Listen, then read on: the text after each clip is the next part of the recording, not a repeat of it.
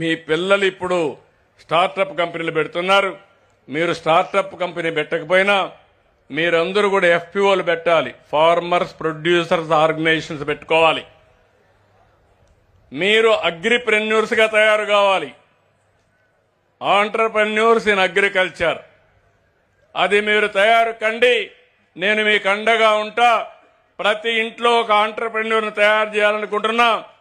ప్రతి రైతులు 10 మందికి 15 మందికి ఒక ఆర్గనైజేషన్ పెట్టి క్లస్టర్స్ పెట్టి మిమ్మల్ని అన్ని విధాల అభివృద్ధి చేసే బాధ్యత నాదని మరొక్కసారి మీ అందరికీ హామీ ఇస్తున్నా.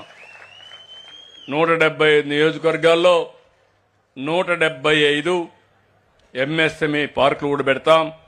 అక్కడ మీరు అన్నీ చేసుకోవచ్చు. మన రాష్ట్రంలో పండని పంట లేదు. అక్వాకల్చర్, హార్టికల్చర్, సెరికల్చర్, అదే మరిగా డైరీ, పాల ఉత్పత్తి, మాంసం, ఇవన్నిటికీ ప్రాధాన్యత ఇస్తున్నాం.